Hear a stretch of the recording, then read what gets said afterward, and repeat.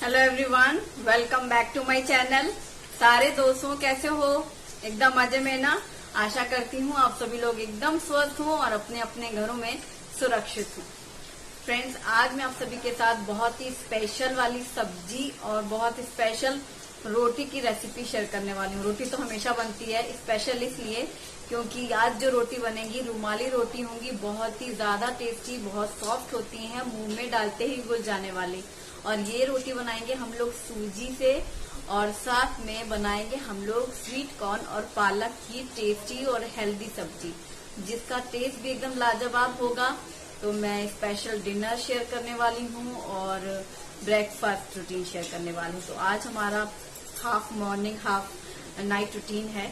आइए देखते हैं हमारा आज का रूटीन।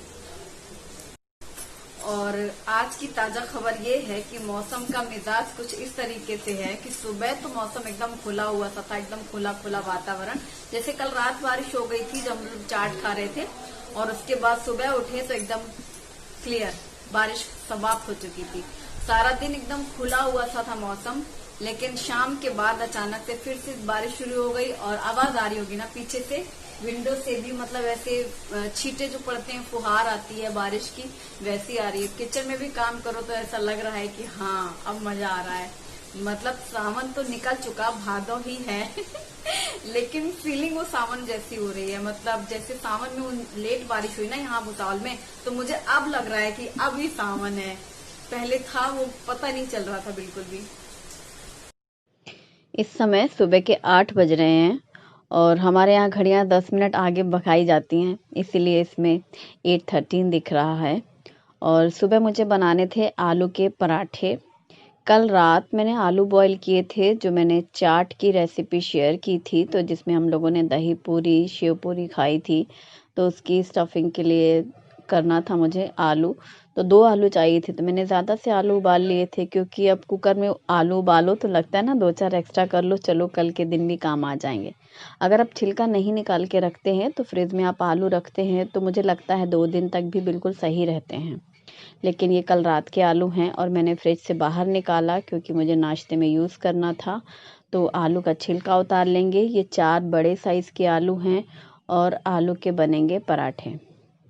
और इसके बाद इन आलू को मैं कद्दूकस कर रही हूँ, क्योंकि फ्रिज से निकालो तो थोड़े ठंडे से रहते हैं और कई बार हाथों से मसलो तो कुछ गुठलियाँ रह जाती हैं। गरम गरम में अगर आप मसलते हैं तो बहुत अच्छे से मसल जाता है। ठंडा होने में कद्दूकस करने से ज़्यादा अच्छा रहता है।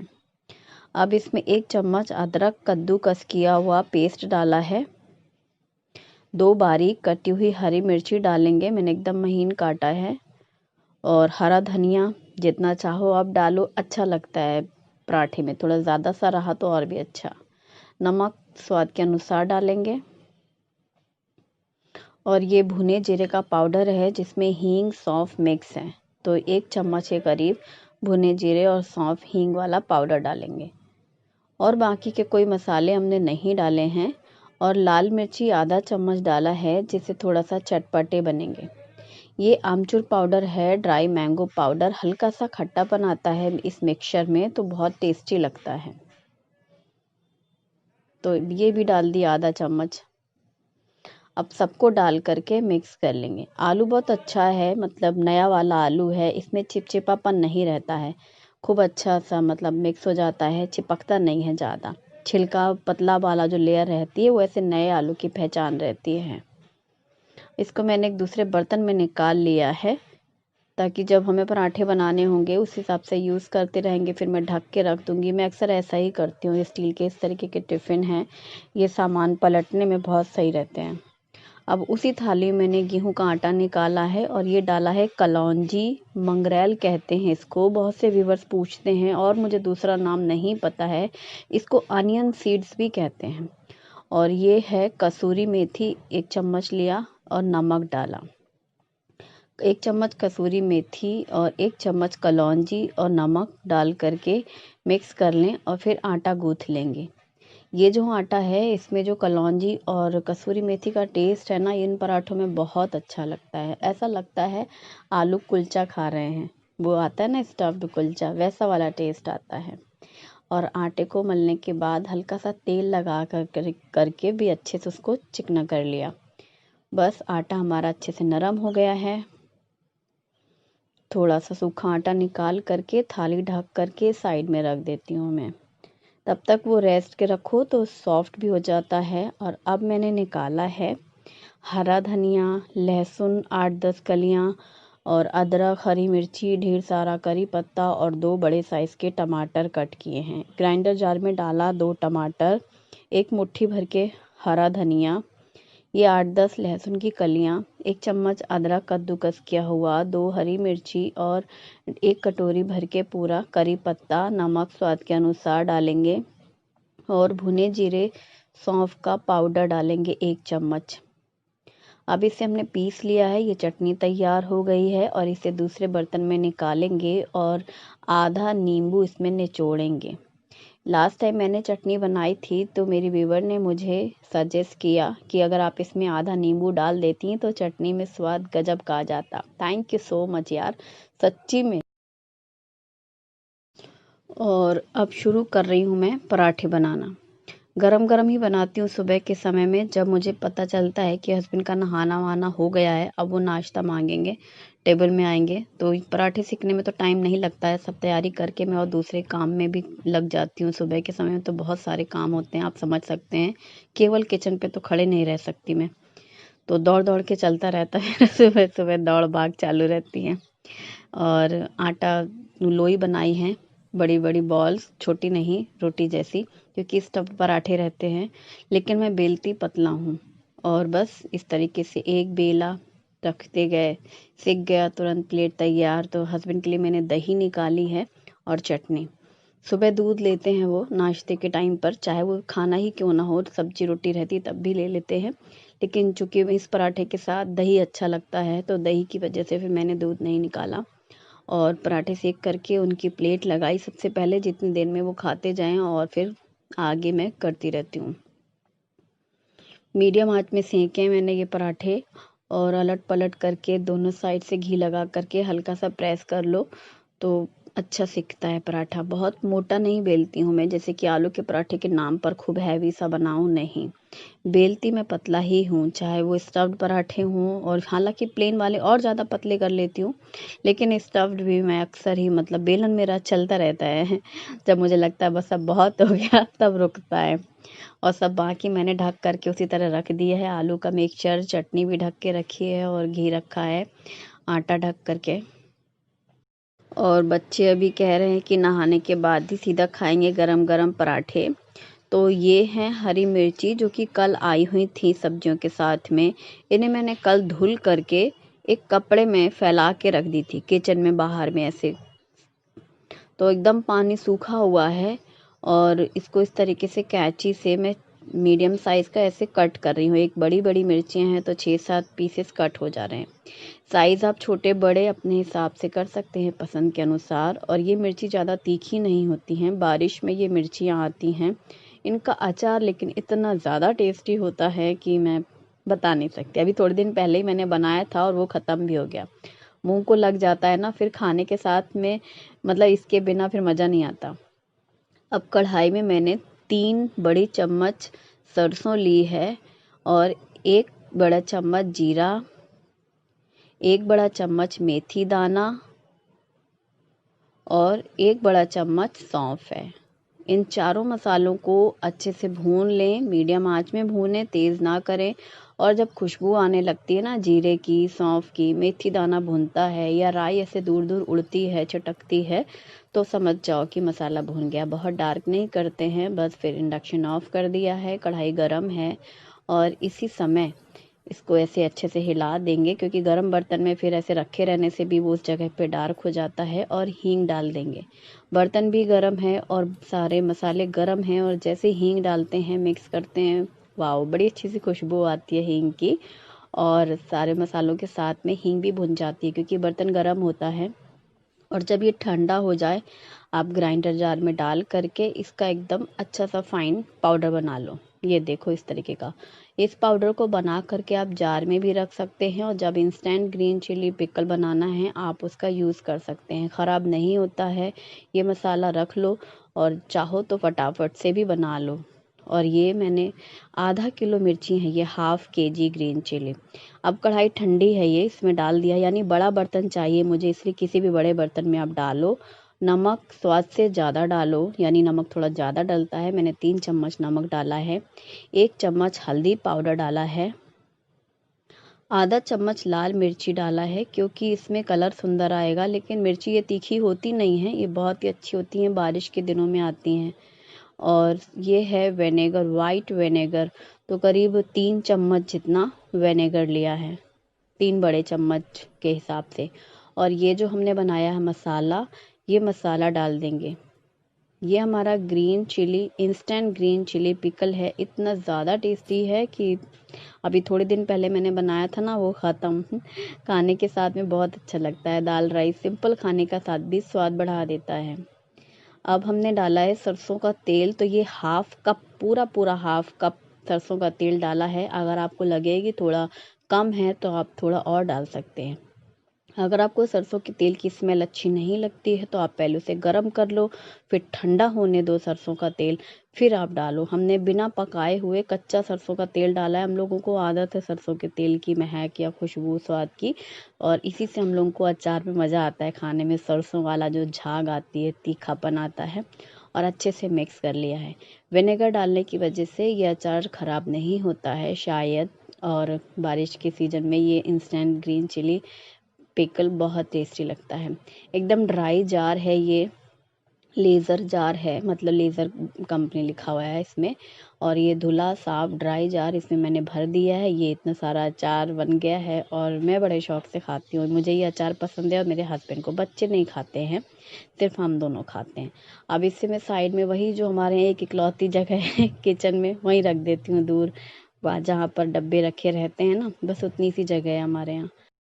बस अब अचार बनाने के बाद जो बर्तन निकले, प्लेट, चम्मच, चाकू, हस्बैंड ने नाश्ता किया, वो सब बर्तन वगैरह सब धुल गए। मिर्ची के अचार कैंची से काटी ना, तो मिर्ची के बीज बहुत उड़ते हैं काउंटर टॉप में, वो पूरा सब क्लीन किया।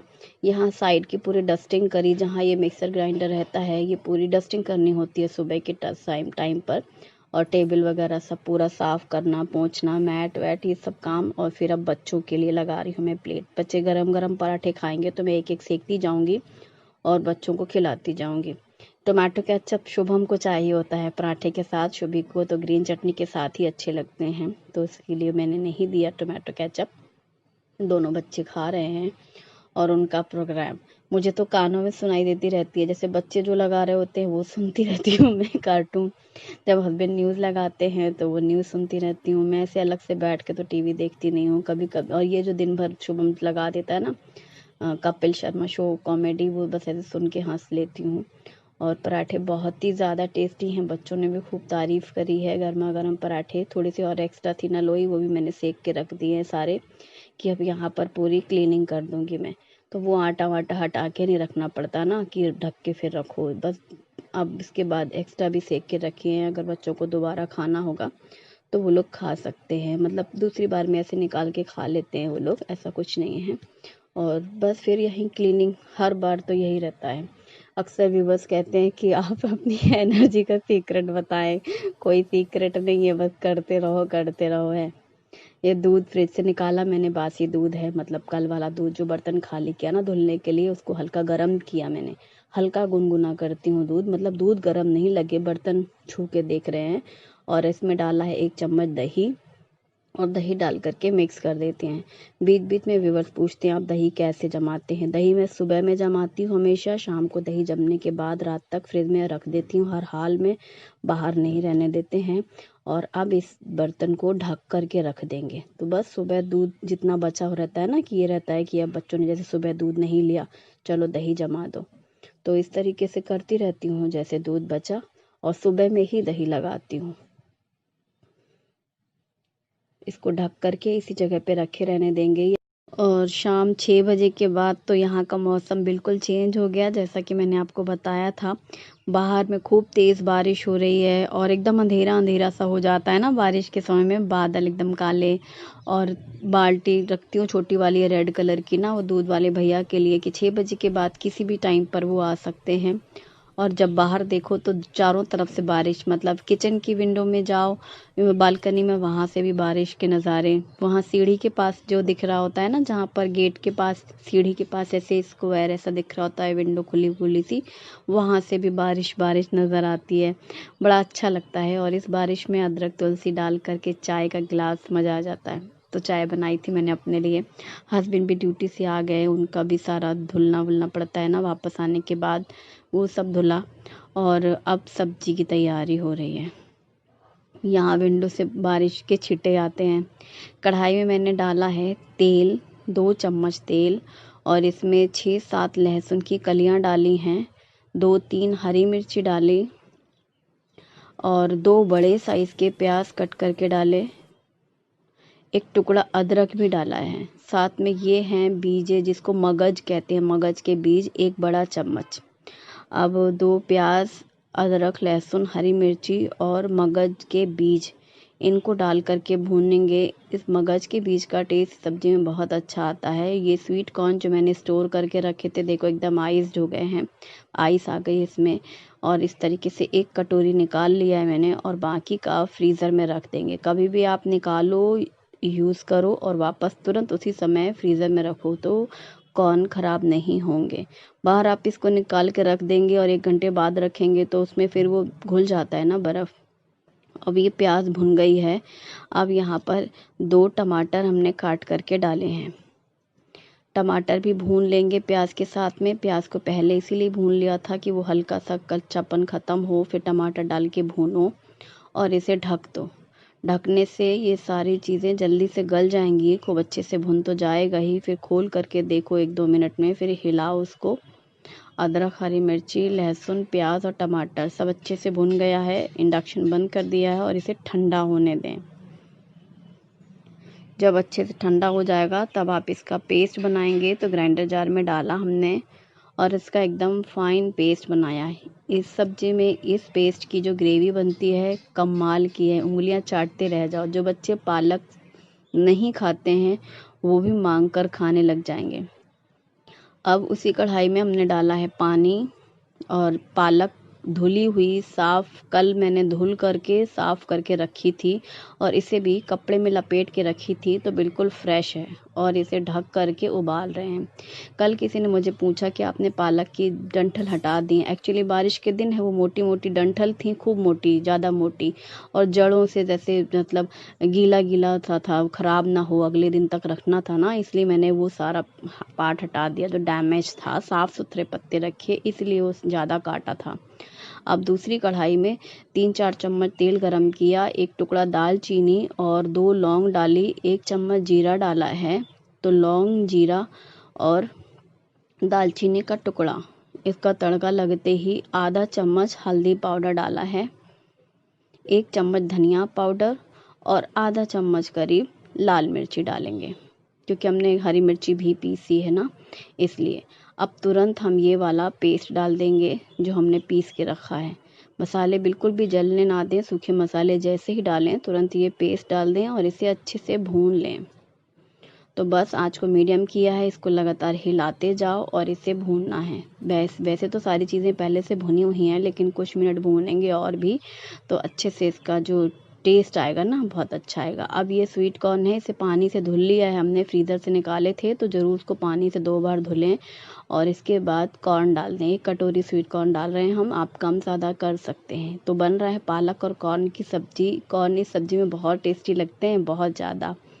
और इसको इसके साथ में ही भूनने देंगे मसाले के साथ। और अब ये जो हमने पालक उबाली थी उसको भी पीस लिया है और ये पालक की प्यूरी डाल देंगे। बस एक बार फिर से हिला के देखेंगे तो स्वीट कॉर्न भी पक जाते हैं मसाले के साथ में। वैसे तो ये मसाला पहले ही भुना हुआ है, लेकिन भूनते हैं। और इसके बाद अब डालेंगे पालक की प्यूरी। पालक प्यूरी डाल करके भी इसको अच्छे से मिक्स कर लें। आप चाहें तो इसी समय आप पनीर भी डाल सकते हैं इस सब्जी में, वो भी बहुत टेस्टी लगता है। लेकिन हमने बनाया है स्वीट कॉर्न पालक की सब्ज़ी, बहुत ही ज़्यादा टेस्टी है। पालक मिक्स करके भी अच्छे से भून लें। और पालक का कलर देखो कितना सुंदर है। आप चाहो तो जैसे बॉईल होती है ना पालक, तुरंत पानी डालो ठंडा, तो एकदम से सुंदर ग्रीन कलर होता है। हमने ये पानी थोड़ा सा डाला इस सब्जी में, जितनी हल्की सी थोड़ा सा मतलब गाढ़ापन ना रहे, ग्राइंडर जार को धुल करके। और अब आधा चम्मच डाला है गरम मसाला, लास्ट में डाला है गरम मसाला, 1 चम्मच कसूरी मेथी।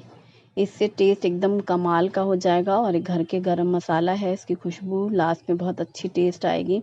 और नमक भी लास्ट में डाला है कि कितनी सब्जी की क्वांटिटी है उसके हिसाब से, क्योंकि हरी सब्जियों में ज़्यादा नमक अच्छा नहीं लगता। लास्ट में नमक डालने से ये रहता है कितनी सब्जी है, कितनी क्वांटिटी है पालक की या फिर मसाले की ग्रेवी की, पानी कितना डाला उसके हिसाब से। पानी हमने आधा कप ही डाला है, ज़्यादा नहीं डाला है। और अब दूध उबालने रखा है। जब सब्जी से पूरी तरह से मैं फ्री हो गई हूँ, मैं दूध में मतलब पैकेटों को धुलना पड़ता है ना, तो एकदम लास्ट में ही हाथ लगाती हूँ। इसे कोई एक काम कर रही हूँ वो पूरा प्रोसेस पे हो जाए। और इसे ढक कर के पकाया था सब्जी को, तो ये भी सब्जी देखो हमारी पक गई है। खुशबू बहुत अच्छी आ रही है और बस इसी तरीके की ये सब्जी पकानी है। इसकी जो ग्रेवी है, सब्जी है जो, बहुत टेस्टी है। मतलब पालक जो नहीं खाता है ना, वो भी इस सब्जी को बहुत शौक से खाएगा। बस सब्जी हमारी पक चुकी है। यहाँ पर दूध भी बॉईल हो गए हैं। 2 बड़े काम शाम के समय के होते हैं, जो भी सब्जी बननी होती है रात की वो बन जाए। रोटी सेकने में ज़्यादा टाइम लगता नहीं है। दूध बॉईल हो गया है कि उसे ढक कर के रखना है, और सब्जी पक गई है तो उसे पलट कर रखना है। ये देखिए सब्जी का कलर बहुत सुंदर है। कॉर्न आप कम ज़्यादा डाल सकते हैं। और लास्ट में डाला है हमने 1 बड़े चम्मच जितना क्रीम। इससे ये ग्रीन वाइट देखने में तो अच्छी लग ही रही है, और जब ये क्रीम इसमें मिक्स हो जाती है सब्जी में, बहुत टेस्टी लगती है लास्ट में, एकदम क्रीमी क्रीमी। वैसे भी जो मगज के बीज डाले हैं ना, उससे ही सब्जी का पूरा टेस्ट चेंज हो जाता है। बस अभी से ढक कर के मैंने रख दिया है। और फिर बर्तनों की धुलाई, मतलब मैं थोड़ा थोड़ा अपना काम हाथ के हाथ करती रहती हूँ। और आज बनेंगी सूजी के आटे की रोटियाँ, तो उसकी तैयारी करेंगे हम लोग। इसके लिए कढ़ाई में डालेंगे 2 कप पानी, और 2 कप पानी में थोड़ा नमक डालेंगे स्वाद के लिए, और 1 बड़ा चम्मच ऑयल डालेंगे। अब 1 कप सूजी डालेंगे। 1 कप सूजी में 2 कप पानी डलता है। नमक और तेल 1-1 चम्मच। अब जैसे ही पानी खौलने लगता है सूजी डालेंगे, और बस उसको जल्दी से फटाफट से मिक्स करना होता है। और गैस बंद कर दो, ये इंडक्शन गैस जो भी। इसे ढक करके 10 से 15 मिनट के लिए रख देंगे। तो गर्म है पानी, सूजी पूरी भीग जाएगी। और ये करी पत्ता कल मैंने इस डब्बे में रखा था नैपकिन के अंदर, क्योंकि मैं हमेशा इसी तरीके से रखती थी। तो कल मुझे किसी व्यूअर ने बोला इस बात पर कि आप सारे पत्ते निकाल लो, धुले हुए जैसे करी पत्ता। फिर आपने सारे पत्ते निकाल लिए डंठल से, तो मैं तो चूंकि ऐसे ही रखती थी। अब सारे पत्ते निकालने के बाद आप इनको ज़िप पाउच में रख करके, ज़िप लॉक जो होते हैं उनको आप भर करके फ्रिज में रख सकते हैं। मुझे ये चीज़ इसलिए अच्छी लगी कि कम जगह में ज़्यादा आ जाएंगी, यानी कि छोटे से पाउच में इतने सारे करी पत्ता फुल हो जाएंगे। कोई भी बॉक्स कंटेनर ज़्यादा जगह लेते हैं। अब इसमें तो कितना सारा, ये जितना है पत्ता इतना भर दिया, फिर भी खाली था ये पाउच। इसमें और भी भरा जा सकता है। और वो कह रही थी कि इस तरीके से आप रखेंगे तो महीने भर तक करी पत्ता फ्रेश रहेगा, खराब नहीं होगा। थैंक यू, कितना अच्छा है ना आइडिया, बहुत बढ़िया। अब और 15 मिनट हो चुके हैं, तो कढ़ाई का ढक्कन खोलेंगे। और ये जो सूजी हमने पानी में डाली थी ये खूब अच्छे से भीग गई है। अब इसमें हम 3-4 कप गेहूं का आटा डालेंगे। अब गेहूं का आटा डाल करके इसको अच्छे से मिक्स कर लेंगे, हाथों से खूब अच्छा सा रगड़ेंगे, मलेंगे तो एकदम सॉफ्ट हो जाएगा ये आटा। तो मैंने इसको परात में ले लिया कढ़ाई में मिक्स करने के बाद, और जिस तरीके से आटा डेली वैसे मैं मलती हूँ ना, उस तरीके से किया। थोड़ा सा लास्ट में स्टिक चिपक रहा था, तो 1 चम्मच तेल लिया, तेल इस तरीके से आटे में लगाया, फिर उसको खूब अच्छे से मला। तो मलने के बाद धीरे धीरे ना वो आटा एकदम सॉफ्ट हो गया। अगर मोटी सूजी है तो आप उसको भून करके ग्राइंडर जार में पीस लेना। बारीक वाली सूजी का इस्तेमाल करिएगा, मोटी वाली सूजी वो फूल करके ज़्यादा मोटी मोटी हो जाएगी।